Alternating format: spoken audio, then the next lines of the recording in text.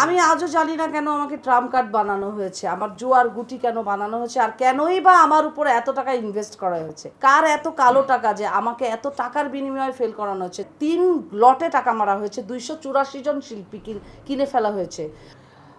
আমার সাথে প্যানেল প্রতারণা, এটা গোপন সূত্রে আমি জেনেছি যে প্যানেল ভোট যেগুলি পড়েছে, 70-80টা প্যানেল ভোট পড়েছে, সেই প্যানেল ভোটে সবাই আছে, প্যানেলের ইচ অ্যান্ড এভরি পারসন আছে, বাট আমি আর সে নাই।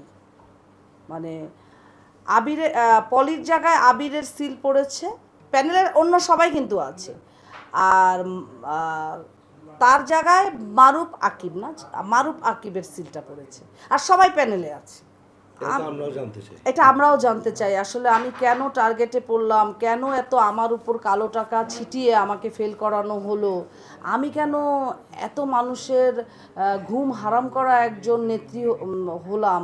আমি আজও জানি না যে কেন আমার সাথে এমন প্রতারণা করা হলো।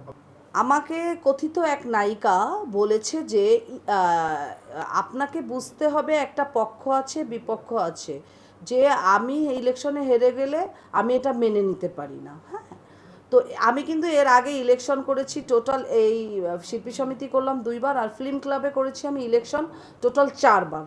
তার মধ্যে 2বার আমি পাস করেছি, 3য়বার আমি ফেল করেছি। সেই ফেলটাও কিন্তু কিছু শ্রেণী আমাকে করেছে, আমি ইলেকশন কিন্তু করতে চাইনি। 4র্থবার আমি বেশ হায়েস্ট ভোট পেয়ে আমি পাস করি, এখন আমি ফিল্ম ক্লাবের ভাইস প্রেসিডেন্ট। আচ্ছা, এবার আসি শিল্পী সমিতি। শিল্পী সমিতিতে আমার প্যানেল হেরে যায়, বাট আমরা 3জন ওখান থেকে উইন করি। আমি শিল্পী সমিতিতেও প্রথমবার ইলেকশন করে জিতে গেছি, সেকেন্ডবার কিন্তু আমার ইলেকশন করার ওরকম কোনো ইচ্ছা ছিল না, কিন্তু 2টি প্যানেলেরই এত বেশি আগ্রহ ছিল আমাকে নেওয়ার ক্ষেত্রে, তাদের আগ্রহ দেখে আমি মনে করেছি যে আমি ইলেকশন করি। সেই পরিপ্রেক্ষিতে আমি ইলেকশনে দাঁড়াই আর কি। আমি আজও জানি না কেন আমাকে ট্রাম্প কার্ড বানানো হয়েছে, আমার জুয়ার গুটি কেন বানানো হয়েছে, আর কেনই বা আমার উপরে এত টাকা ইনভেস্ট করা হয়েছে। এই এই জিনিসটাই আমি প্রশাসনের দৃষ্টি আকর্ষণ করছি, কার এত কালো টাকা যে আমাকে এত টাকার বিনিময়ে ফেল করানো হচ্ছে। যারা এই বিষয়গুলি জানে তারা বলেছে তোমার উপর যে পরিমাণ টাকা মারা হয়েছে, এত টাকা মারা হয়েছে, 3 লটে টাকা মারা হয়েছে, 284 জন শিল্পী কিনে ফেলা হয়েছে।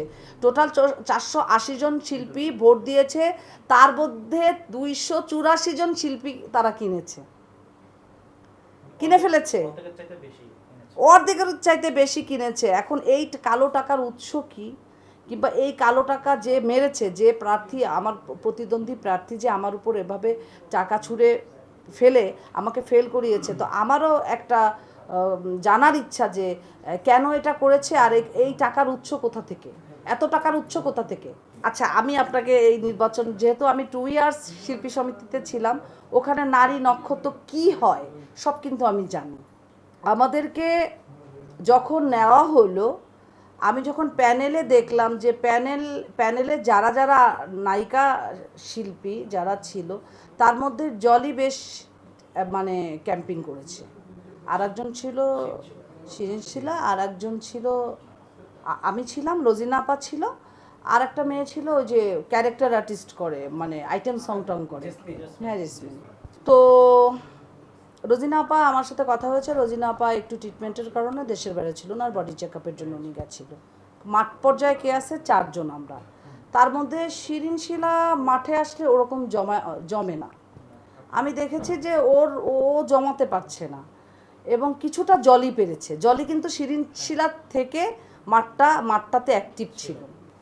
আমি বসলে ভাইরাল হচ্ছি, আমি দাঁড়ালেও ভাইরাল হচ্ছে, আমি ভোট চাওয়া থেকে সব কিছুতে। তা আমি এটা এনজয় করছি, জনগণও এনজয় করছে।